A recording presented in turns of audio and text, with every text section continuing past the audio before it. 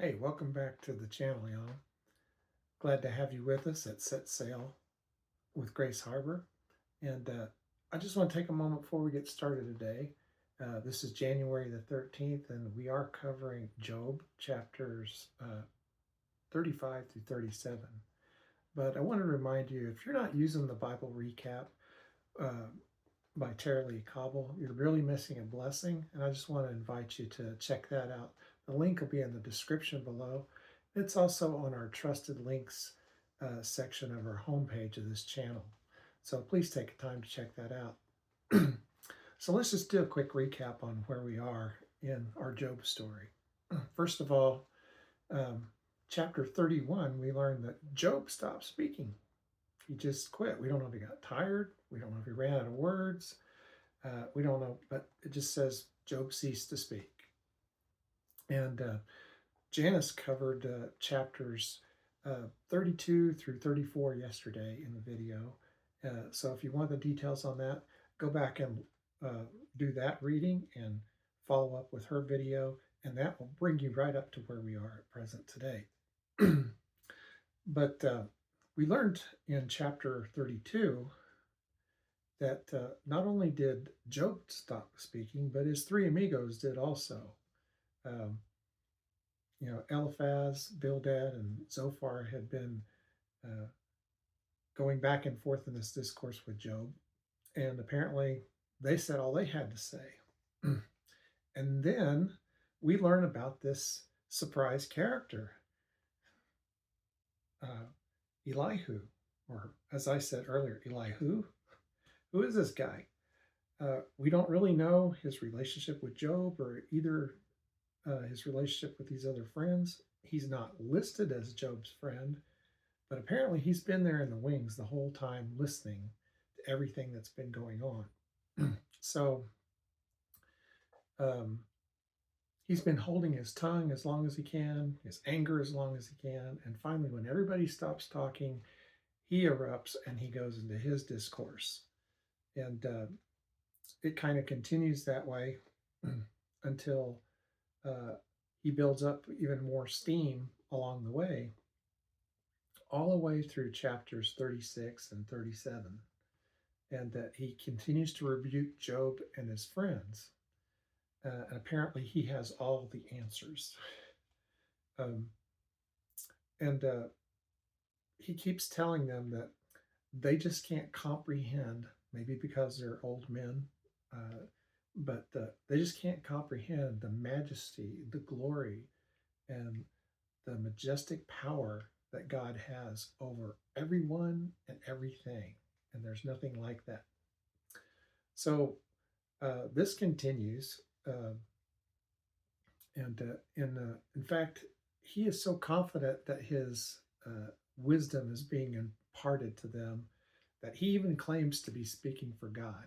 If you look at chapter 36, verses 2 through 4, he claims to be speaking on God's behalf, and that the very knowledge that he has comes from God himself.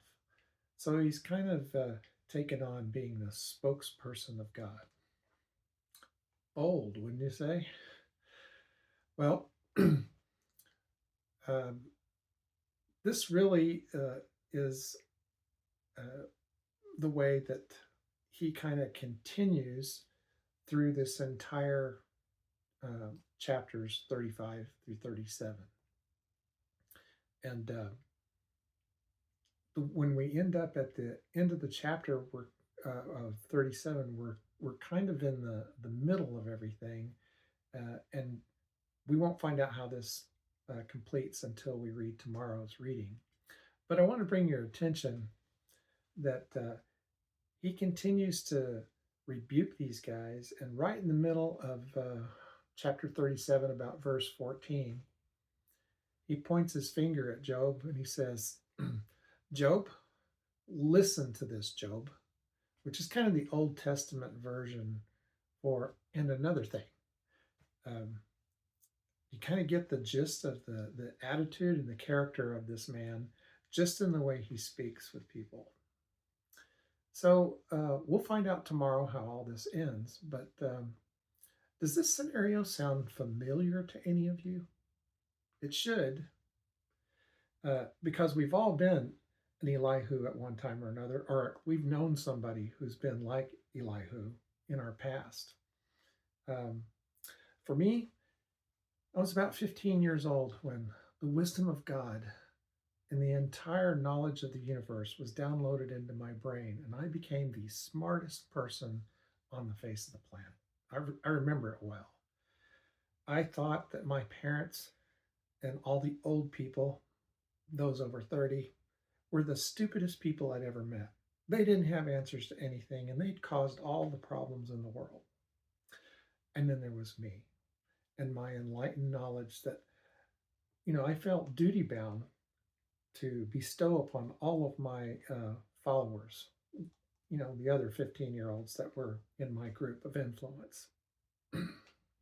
Well, this continued for some time, really. I just couldn't be told anything. Nobody knew what I knew. Nobody was as smart as me. I had a real chip on my shoulder. And then I got to college. Everybody remember that first semester at college when life finally smacked you in the face and you realize, I don't really know anything.